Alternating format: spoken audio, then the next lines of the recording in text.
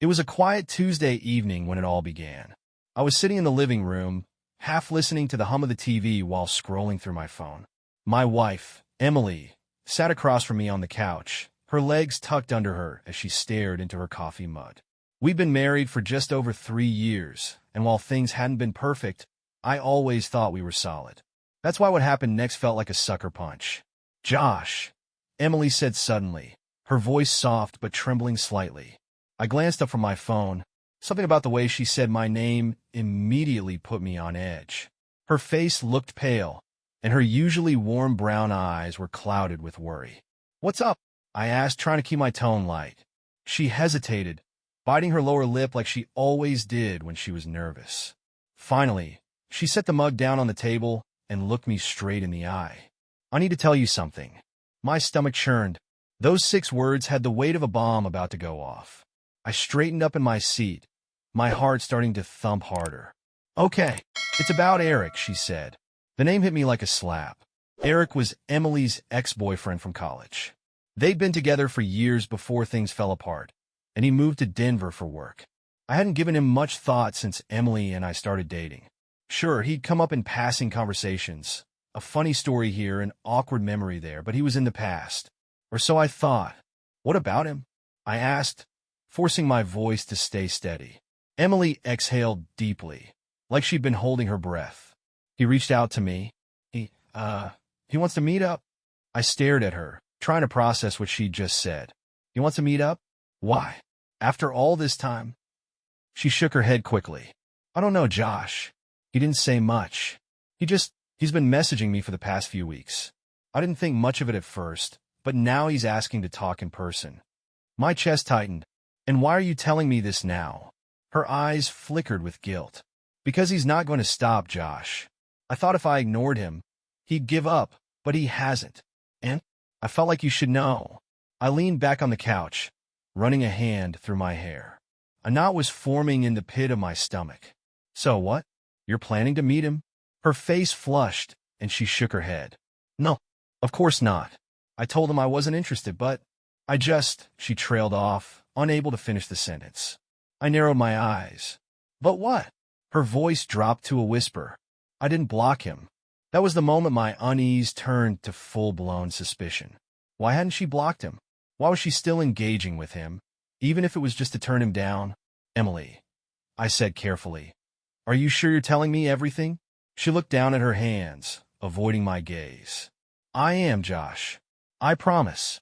I don't want anything to do with him. I don't want to make it a big deal. But now I feel like I need to say something because—" "Because what?" I pressed. "Because he's showing up here," she blurted out. For a second, I thought I misheard her. "What do you mean he's showing up here?" "He said he's in town for work. He's been here for a week, Josh. I think he's trying to find me." A cold wave of dread washed over me. "Have you seen him?" She hesitated just long enough for the silence to answer my question. "Emily," I said, my voice firm now, "have you seen him?" Her eyes filled with tears, and she nodded. "It was just once," she said quickly, her words tumbling over each other. "I didn't plan it, I swear. He showed up at the coffee shop while I was there with some friends. I couldn't just walk away." My mind raced. Was this a coincidence? Or had Eric been tracking her somehow? And why hadn't she told me about this the second it happened? "Did he say anything to you?" I asked.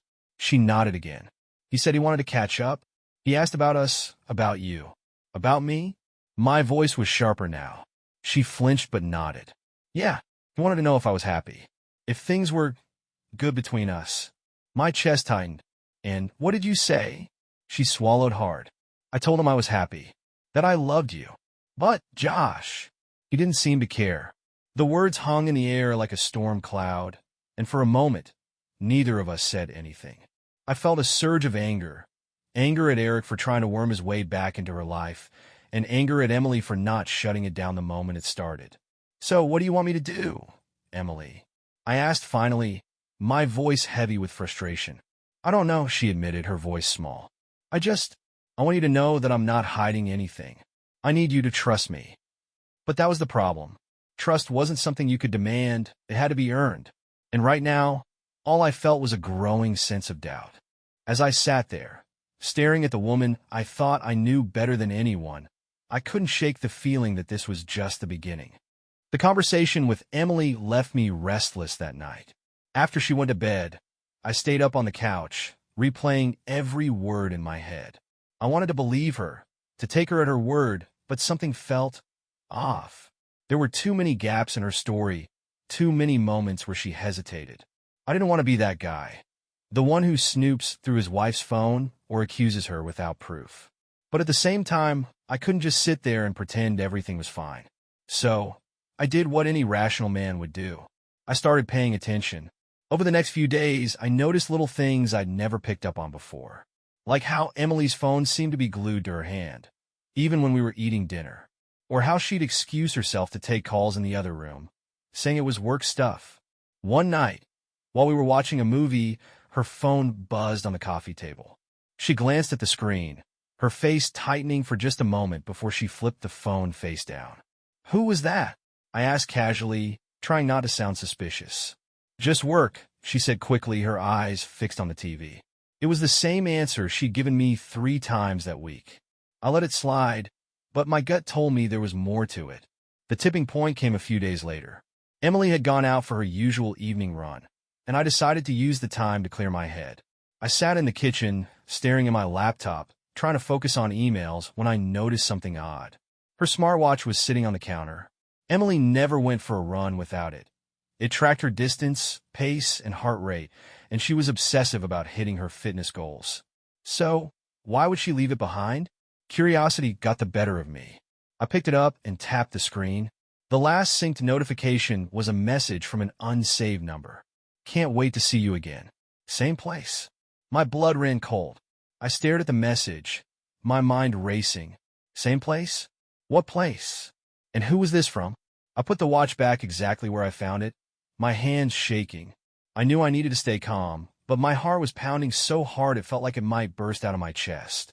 When Emily got back an hour later, she was flushed and out of breath, just like she always was after a run. She smiled at me as she grabbed a water bottle from the fridge. "How was it?" I asked, my voice steady. "Good," she said, taking a long sip. "Tiring, but good." I nodded, trying to act normal. "Where'd you go today?" She hesitated for just a split second before answering. "Same route as always. Around the park." That was when I knew she was lying. I checked her location history on her smartwatch. It hadn't recorded a single step. Over the next few days, I became hyper-aware of everything Emily did. I started noticing patterns I'd never paid attention to before. She seemed distracted all the time, like her mind was somewhere else. And then there were the late nights at work, at least twice a week now, sometimes more. I tried to convince myself I was being paranoid. Maybe the message on her watch was innocent. Maybe there was an explanation for everything. But deep down, I knew better. One night, after Emily had gone to bed, I sat in the dark, scrolling through my phone. I found myself looking up articles about infidelity, trying to spot the signs. It was like I was searching for validation, for something to confirm what I already suspected. That's when I saw it. A guide about checking your partner's phone records. I hesitated for a long time before finally pulling up our shared phone account. My hands trembled as I navigated to the call logs. There it was. The same unsaved number had called Emily almost every day for the past 2 weeks. Sometimes late at night, other times during the day when I was at work. And she'd called them back just as often. I sat there staring at the screen, my heart sinking deeper with every passing second. This wasn't just some harmless conversation with an old friend. This was something else entirely. The next morning, I woke up with a plan. I wasn't going to confront her. Not yet. I needed to know for sure what was going on. That evening, when Emily said she was going out for another run, I waited 5 minutes before grabbing my car keys. I parked down the street from our house, far enough that she wouldn't notice me. Sure enough, she didn't head toward the park like she said she would. Instead, she turned onto a side street, walking quickly, glancing over her shoulder every so often. I followed her at a safe distance, my heart pounding harder with every step she took. Eventually, she stopped outside a small cafe on the edge of town. She stood there for a moment, looking around nervously before stepping inside. I parked my car across the street and waited. 15 minutes later, a man walked into the cafe, a man I recognized immediately. It was Eric. Sitting in my car, I watched through the cafe window as Emily and Eric sat across from each other. My mind raced with questions I couldn't answer. Why was she meeting him? How long had this been going on? Was it innocent? But deep down, I knew the truth, and it was gutting. Eric leaned in close to her, his smile too familiar for my liking. Emily laughed, soft, nervous, and nothing like the carefree laugh I'd once fallen in love with. She placed her hand on his arm, and he didn't pull away. My chest tightened as I realized this wasn't the first time they'd met like this. I could have stormed in right then, but I didn't. Something held me back. A mix of fear, anger, and the desperate need to know exactly what was going on before I confronted her. I stayed in my car, gripping the steering wheel so hard my knuckles turned white. After about an hour, they stood up. Eric reached for Emily's hand, and she let him hold it. They walked out of the cafe together, and I followed them from a safe distance, my car crawling along the side streets. They didn't go far. Eric's car was parked a block away. He opened the passenger door for her, and she got in without hesitation. I clenched my jaw, watching as they drove off. I decided to follow them. Whatever they were doing, wherever they were going, I needed to see it for myself. Eric's car eventually pulled into the parking lot of a small boutique hotel on the outskirts of town. My stomach dropped. They weren't even trying to hide it. They got out of the car, and Emily laughed at something he said, her face glowing in a way I hadn't seen in years. Eric placed his hand on the small of her back as they walked inside. I sat there in shock, staring at the hotel entrance long after they disappeared inside.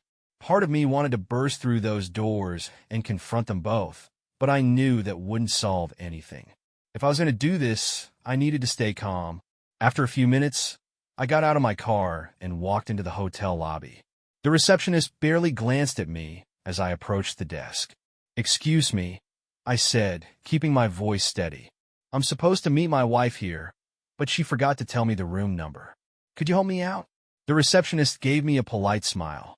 "What's her name?" "Emily." I hesitated, then added, "Emily Harper." She tapped on her keyboard for a moment. "Room 204. I nodded, mumbling a quick thanks before heading to the elevator. My heart felt like it was going to explode as I rode up to the second floor. When I reached room 204, I stood outside the door, my hand hovering over the handle. I could hear faint voices inside. Emily's soft and nervous, Eric's lower and more confident. I didn't knock. I didn't even pause to think. I pulled out my phone, hit record, and turned the handle. The door wasn't locked. What I saw when I walked in will haunt me forever. Emily and Eric were on the bed, tangled in each other. They froze when they saw me, their faces twisting into expressions of shock and horror. "Josh," Emily started, scrambling to cover herself. "Don't," I said, my voice cold and flat. I held up my phone, making sure they both saw the camera. "I think I've seen enough." Eric stood up, fumbling to grab his clothes. "This isn't what it looks like." I laughed bitterly. "Really?" "Because it looks exactly like what I think it is." Emily burst into tears, clutching the sheets around her. "I'm so sorry," she sobbed. "I didn't mean for this to happen." I stared at her, my heart breaking into a million pieces. "You didn't mean for this to happen? How long, Emily? How long has this been going on?" She didn't answer, just cried harder. Eric tried to step toward me, but I held up a hand to stop him. "Don't! You've done enough." I turned back to Emily, my voice trembling with anger and pain. "I trusted you. I gave you everything, and this is how you repay me?" She opened her mouth to say something, but I didn't want to hear it. I turned and walked out, slamming the door behind me. As I stepped into the elevator, I realized the tears were streaming down my face. I wiped them away, trying to hold myself together. This wasn't the end of the story, not by a long shot. But it was the moment everything changed. The drive home was a blur. My hands trembled on the steering wheel, and my mind raced with fragments of the scene I'd just witnessed. Emily's betrayal wasn't just a crack in the foundation of our marriage. It was an earthquake that had leveled everything. By the time I pulled into the driveway, the weight of the situation had sunk in. I sat there for a long time, staring at the house that no longer felt like a home. Every memory of us, every laugh, Every fight, every moment we'd shared, felt like a cruel joke now. I finally went inside, my body on autopilot. I didn't even bother turning on the lights. I poured myself a glass of whiskey and sat at the kitchen table, staring at the recording on my phone. My thumb hovered over the play button, but I couldn't bring myself to watch it again. Once was enough. A part of me wanted to confront Emily right away, to demand answers and lay everything bare. But another part of me, one I didn't fully understand, held back. Maybe I needed time to process. Or maybe I wanted to see if she'd come clean on her own. The hours dragged on, and eventually, I heard the sound of Emily's car pulling into the driveway. My heart pounded in my chest as the front door opened and closed softly. "Josh!" Her voice was shaky, hesitant. "Are you awake?" I didn't respond. I just sat there in the dark, waiting.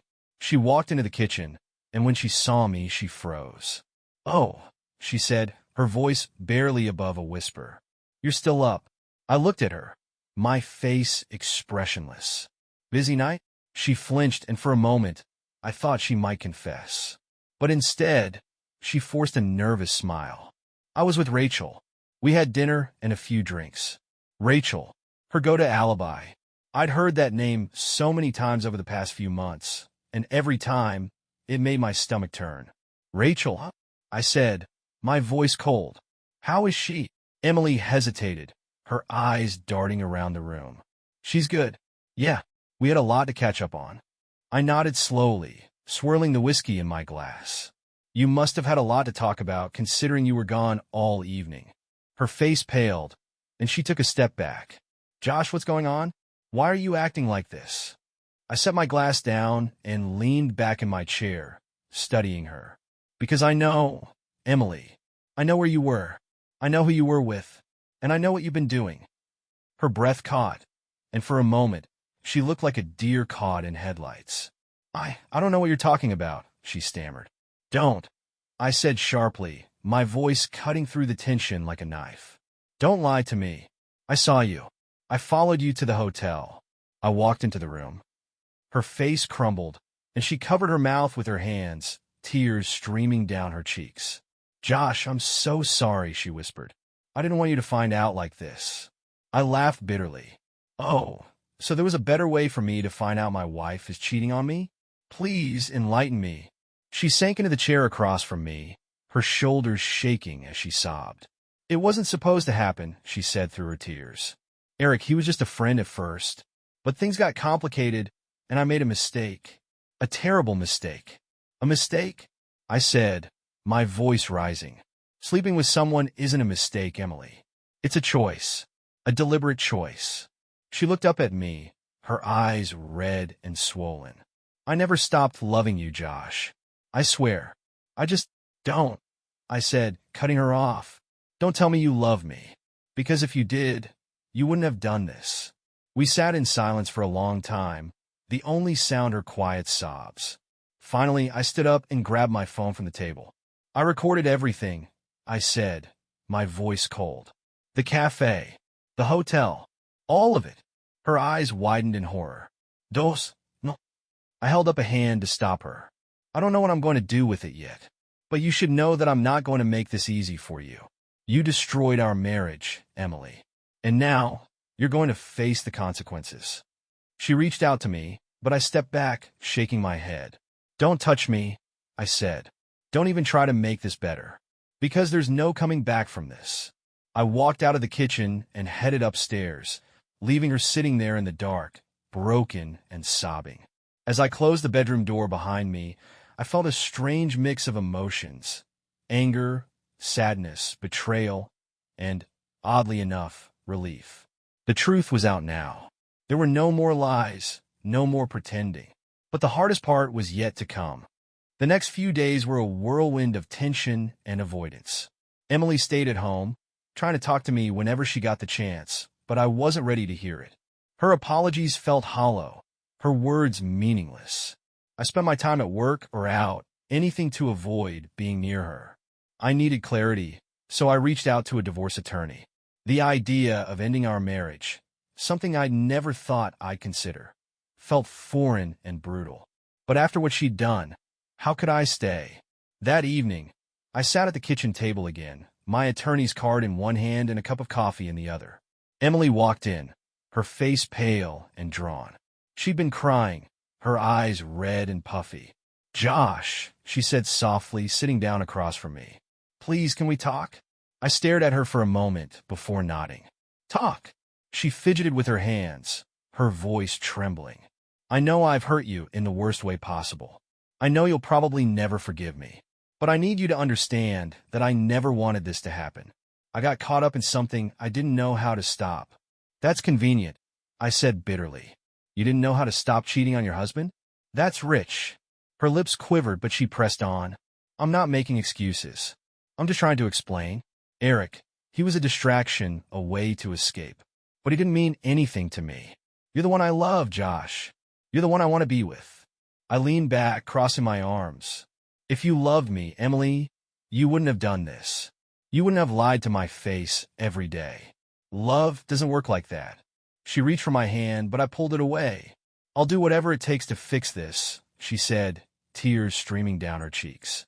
"Therapy, counseling, anything. Just give me a chance to prove to you that I can change." I looked at her, my heart aching despite my anger.